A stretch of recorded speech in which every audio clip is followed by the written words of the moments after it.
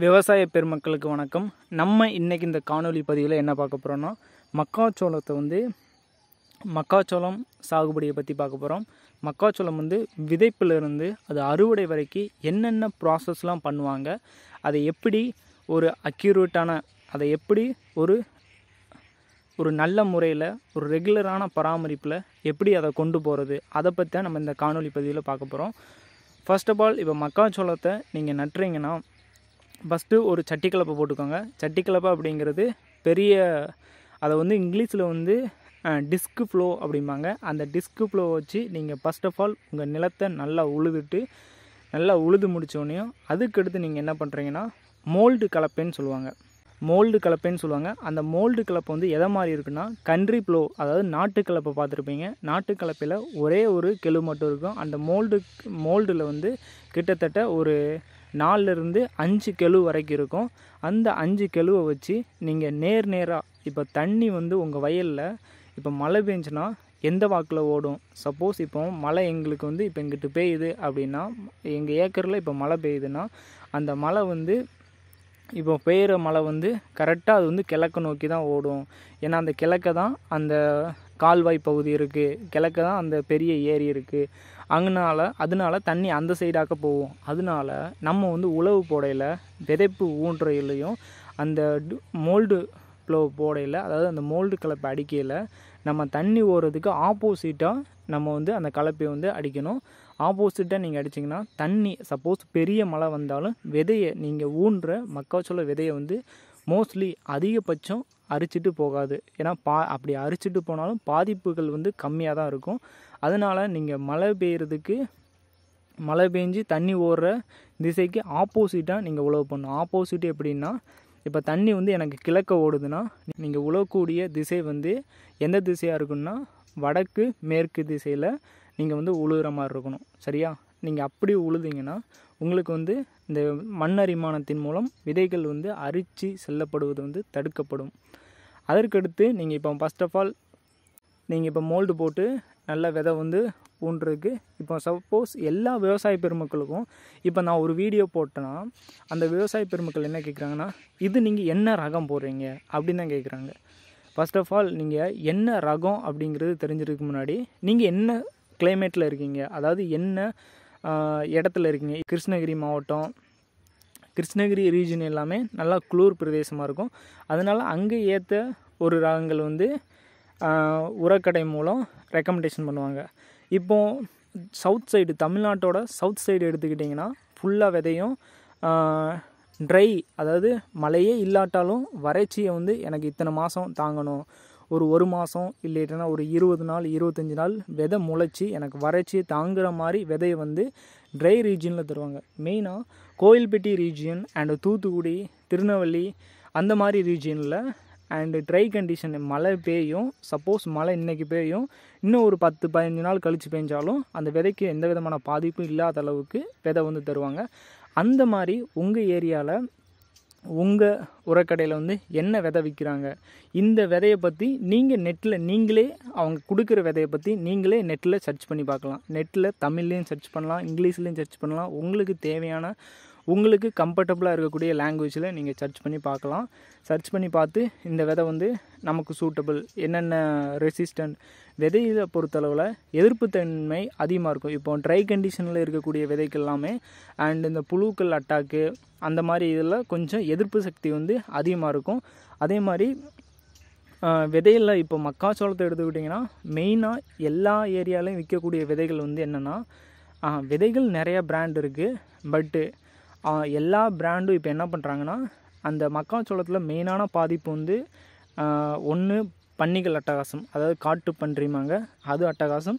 இன்னொன்று கண்ணுக்கு தெரியாத அட்டகாசம்னா இந்த படைப்புழு அட்டகாசம். அது எப்போ வயலுக்கு வருது, எப்போ எல்லா இடத்துலையும் பரவுதுன்னு யாராலையும் சொல்ல முடியாது. அந்த படைப்புழுவை கட்டுப்படுத்துறதுக்கு நம்ம ரெகுலராக அது மருந்து அடிக்கணும். அதை நம்ம பின்னாடி பார்ப்போம். அந்த படைப்புழு ஒரு நம்ம பயிர் நட்டி ஒரு குறிப்பிட்ட காலத்து வரைக்கும் வராமல் இருக்கிறதுக்கு அந்த நம்ம வாங்கக்கூடிய விதையிலேயே பூச்சிக்கு எதிரான மருந்தை அந்த விதையிலே கலந்து தருவாங்க. அதனால விதையோட விலை டிஃப்ரெண்ட் ஆகும். அவங்க கடையிலே சொல்லுவாங்க, இந்த விதை வந்து மருந்து கலந்த விதை, இது வந்து இந்த படைப்புழுவுக்கு எதிர்ப்பு சக்தியை படைப்புழுவிலேருந்து இந்த தாவரம் வந்து தன்னை காத்து கொள்ளக்கூடிய திறன் படைத்தது அப்படின்னு அந்த பாக்கெட்டில் எழுதியிருக்கும். அந்த பாக்கெட்லேயே பார்த்தா தெரியும், இந்த விதை வந்து மருந்து போட்டது, இந்த விதை வந்து மருந்து போடாதது அப்படின்னு சொல்லி விலை வந்து டிஃப்ரெண்ட்டாக இருக்கும். இந்த மாதிரி தான் ஒவ்வொரு ஏரியாலும் விதையை பொறுத்து, அதாவது இந்த மாதிரி தான் ஒவ்வொரு ஏரியாலையும் அந்த மருந்து போட்டிருக்குது போடாத பற்றி விலை வந்து டிஃப்ரெண்ட்டாக இருக்கும். மேற்படி ஒவ்வொரு ஏரியாவில் விலை கொஞ்சம் அதிகமாகவும் இருக்கும். இப்போது தூத்துக்குடி ஏரியாவில் ஒரு பாக்கெட் விதை வந்து, அதாவது ஒரு பாக்கெட் மக்காச்சோள விதைங்கிறது 4 கிலோ, அதிகபட்சம் 4 கிலோ, இல்லைன்னா 3.5 3 கிலோ 3.5 கிலோ வரைக்கும் இருக்கும். இப்போது கோல்பட்டி ரீஜன்ஸ், தூத்துக்குடி அந்த மாதிரி ஏரியாலாம் இப்போ 1500 ஒரு பை இருந்துச்சுன்னா, சில ஏரியாவில் வந்து அதிகமாக இருக்க வாய்ப்பு இருக்குது. ஏன் அதிகமாக இருக்க வாய்ப்பு இருக்குன்னா, ஏன்னா இங்கேருந்து அந்த இடத்துக்கு வந்து அந்த விதையை கொண்டு போகிற டிரான்ஸ்போர்ட்டெல்லாம் அந்த இதில் தான் சேர்ப்பாங்க. அதனால ஒரு 100 ரூபா 50 ரூபா கூட இருக்க வாய்ப்பு இருக்குது. சரி, ஓகே விவசாய பெருமக்களை, இப்போ நம்ம வந்து விதை எப்படி தேர்வு செய்கிறத பற்றி பார்த்து முடிச்சிட்டோம். அதற்கடுத்து விதையை வந்து ஊன்றதுக்கு வந்து இப்போ ஒவ்வொரு ஏரியாலையும் நம்ம இந்த கையிலே மக்காச்சோளத்துக்கு பெஸ்ட்டானது இந்த கையிலே தள்ளிட்டு போகிறது. கையில் நீங்கள் எல்லோரும் பார்த்துருப்பீங்க. அதை கூட நான் அந்த ஃபோட்டோவாக ஆட் பண்ணுறேன். அதோட எக்யூப்மெண்ட் வந்து எங்கிட்ட இல்லை. ஒரு 2 வருஷத்துக்கு முன்னாடி வச்சுருந்தோம். இப்போ நாங்கள் அந்த 2 வருஷத்துக்கு முன்னாடி ஒரு ஆள்கிட்ட இருந்து வாங்கி அந்த எக்யூப்மெண்ட் பண்ணோம்.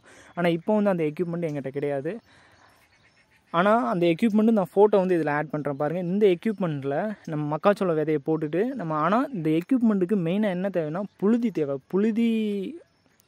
மண் வந்து ரொம்ப புழுதியாக இருந்தால் மட்டும்தான் இந்த எக்யூப்மெண்ட் நம்ம யூஸ் பண்ண முடியும். ஒரு லைட்டாக கொஞ்சம் தூறலோ ஒரு சாரலோ மழை விழுந்துச்சுன்னா நம்ம இந்த எக்யூப்மெண்ட்டை யூஸ் பண்ண முடியாது. நம்ம ஆள் வச்சு தான் போகிற மாதிரி இருக்கும். மேக்ஸிமம் ஒரு ஏக்கருக்கு வந்து மக்காச்சோளம் நட்டுறது வந்து எத்தனை ஆள் தேவைப்படும்னா, அதிகபட்சம் 5 ஆள், குறைஞ்சது 4 ஆள் தான் தேவைப்படும். இப்போ 4 ஆள் வந்து ஒரு ஏக்கருக்கு வந்து எவ்வளோ விதை அதிகபட்சம் ஊனுவாங்கன்னா 8 கிலோ வரைக்கும் ஊனுவாங்க. அதாவது ஒரு ஏக்கருக்கு வந்து 2 பை அப்படின்னு சொல்லுவாங்க. தூத்துக்குடி, தென்காசி, திருகவனம் இந்த மாதிரிலாம் ஏரியாலலாம் ஒரு ஏக்கருக்கு வந்து 8 கிலோ விதை தேவைப்படும். அதே இது பைனரி விதைனா 7 கிலோ விதை வந்து போதுமான விதை. இப்போ நம்ம ஒரு ஏக்கருக்கு வந்து எவ்வளோ விதை போடுவோன்னு பார்த்துட்டோம். எத்தனை ஆட்கள் வந்து தேவைப்படும் அதுவும் நம்ம பார்த்துட்டோம். அதற்கடுத்து நம்ம நீங்கள் ஊன்னோடனே உங்களுக்கு மழை பெய்யலைன்னா, நீங்கள் கட்டாயமாக தண்ணி விட்டே ஆகணும். ஓகே, தண்ணி விடணும். தண்ணி விட்டுட்டு அதற்கடுத்து ஒரு 3 நாள் கழித்து நீங்கள் பிளான்ட் எல்லாத்தையும் ஒரு தண்ணி விட்டு ஒரு ஊனிட்டு நீங்கள் உயிர் பாசனம்னு சொல்லுவாங்க. இப்போ நீங்கள் விதையை ஊனிட்டீங்க, ஒரு 2 நாள் கழித்து மழை பெய்யும் நீங்கள் பார்க்குறீங்க.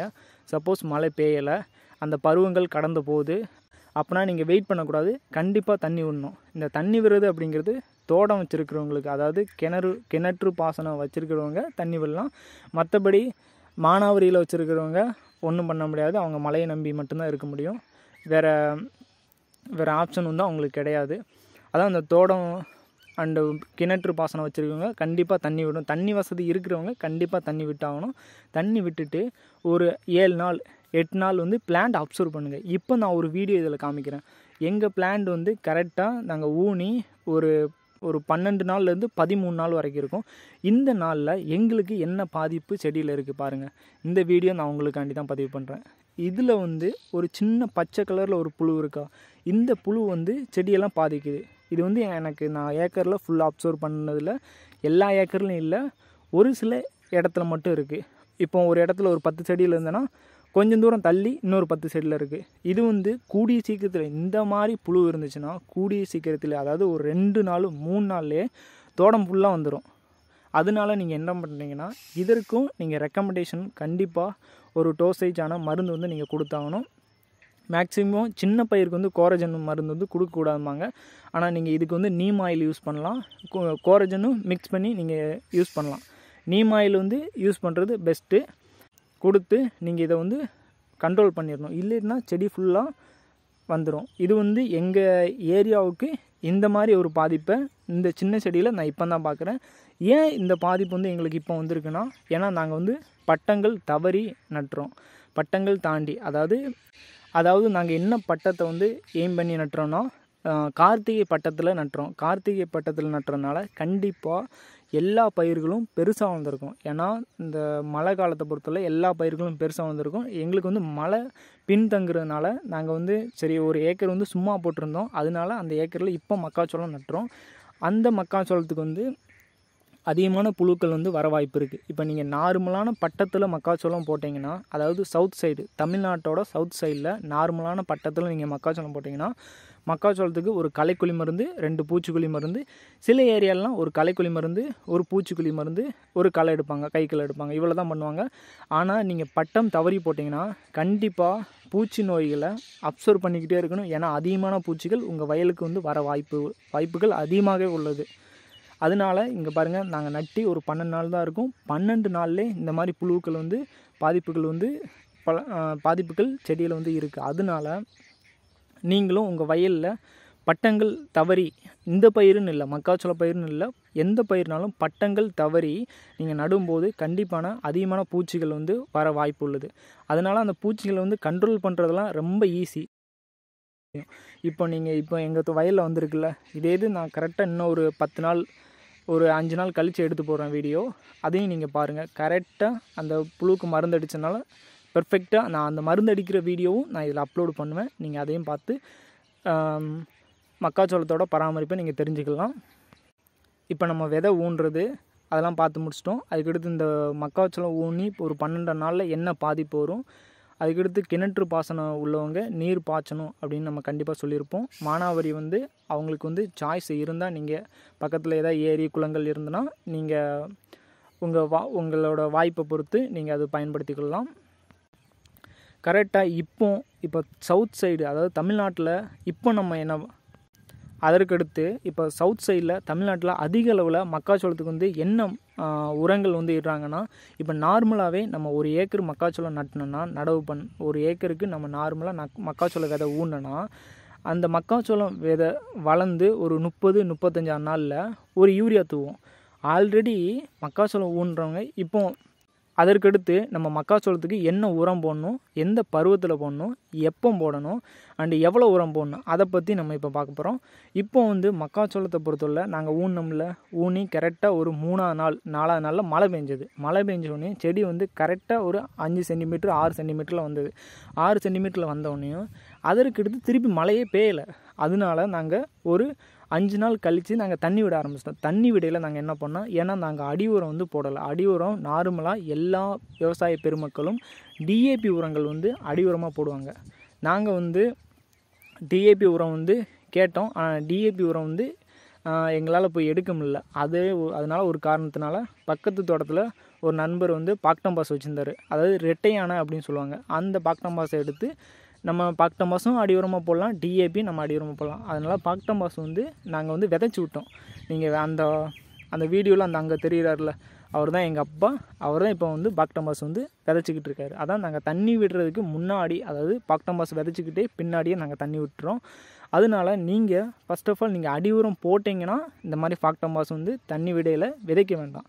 இதே நீங்கள் அடி உரம் போடலைன்னா இந்த மாதிரி விதைங்க. இந்த மாதிரி விதைச்ச உடனேயும் அதற்கடுத்து நம்ம திருப்பி எப்போ உரம் கொடுக்கணும்னா, கரெக்டாக ஒரு 25 நாள், ஒரு 25 நாள் இல்லை, 25 நாள்லேருந்து 35 நாளுக்குள்ளே ஒரு யூரியா வந்து நம்ம ஆல்ரெடி எல்லா விவசாய பெருமக்களும் மக்காச்சோளம் வச்சுருக்கிறவங்க மோஸ்ட்லி ஒரு ஏக்கருக்கு ஒரு மூடை யூரியா வந்து விதைச்சி விடுவாங்க. கரெக்டாக ஒரு 25 நாள்லேருந்து ஒரு 30 நாளுக்குள்ளே விதைச்சி விடுவாங்க.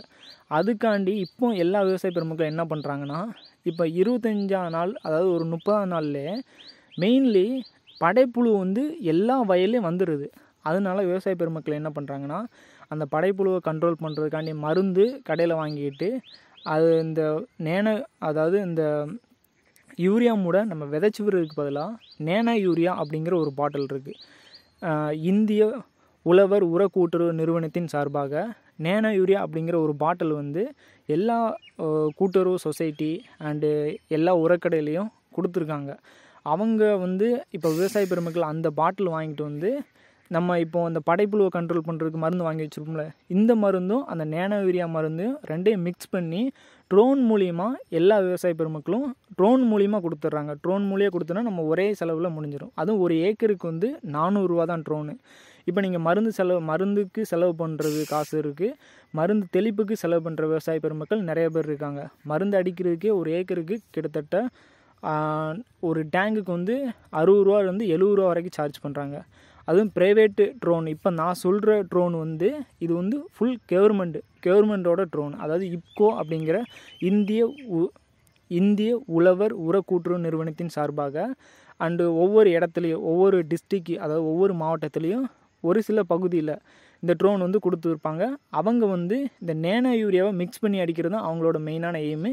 இப்போ நீங்கள் அந்த பூச்சிக்கு உண்டான மருந்து, அதாவது அந்த படைப்புழுவை கண்ட்ரோல் பண்ணக்கூடிய மருந்து, அதுக்கிட்ட நீங்கள் ஒரு ஏக்கருக்கு அந்த யூரியா மூடை போடுவீங்களே, அந்த மூடை போடுறதுக்கு போல் இந்த நேனோ யூரியா பாட்டிலுக்கு உண்டான மருந்து, அந்த யூரியாவுக்கு உண்டான நேனோ யூரியா, அதாவது அது வந்து லிக்விட் ஃபார்மில் இருக்கும் அந்த நேனோ யூரியா பாட்டிலு, இந்த படைப்புழுவை கண்ட்ரோல் பண்ணக்கூடிய மருந்து. இந்த 2 மருந்தையும் நீங்கள் கடையிலேருந்து வாங்கிட்டு வந்தால் போதும். ஆனால் அந்த ட்ரோனை நீங்கள் வாங்கிட்டு வந்து கூப்பிட்டா உங்களுக்கு 400 ரூபாவில் அடித்து தருவாங்க. அப்படி இந்த ட்ரோன் வந்து எனக்கு எங்கே இருக்குன்னே, நான் வந்து ஒரு மாவட்டத்தில் இருக்கேன், எனக்கு எங்கே இருக்குன்னே இந்த ட்ரோன் தெரியலை அப்படின்னு நீங்கள் சொன்னீங்கன்னா, ப்ளே ஸ்டோர் அப்படின்னு ஒரு ஆப் இருக்குது. அந்த ஆப்பில் நீங்கள் போய் இப்கோ கிசான் இப்கோ கிசான் உதயா, அதை வந்து நான் இங்கே வீடியோவில் கொடுக்குறேன், முன்னாடி அதை பாருங்கள். இப்கோ கிசான் உதயா அப்படிங்கிற இந்த வார்த்தையை வந்து அந்த ப்ளே ஸ்டோர் அப்படிங்கிற உங்கள் மொபைலில் நீங்கள் போய் டவுன்லோட் பண்ணுங்கள். டவுன்லோட் பண்ணி உங்களோட மொபைல் நம்பர், ஃபார்மர் ஆகிய உங்கள் நேம், நான் என்ன கிராப் போட்டிருக்கேன், அதுக்கடுத்து எத்தனை ஏக்கர் போட்டிருக்கேன், அது மட்டும் நீங்கள் பதிவு பண்ணால் போதும். இப்கோ மூலிமா அவங்க உங்களை நேரடியாக காண்டாக்ட் பண்ணி உங்களுக்கு தேவையான, நீங்கள் பூச்சிக்குள்ளே அடிக்கிறீங்களோ களைக்குள்ளே அடிக்கிறீங்களோ, உங்களுக்கு தேவையானதை வந்து அவங்க வந்து பண்ணி தருவாங்க வந்து.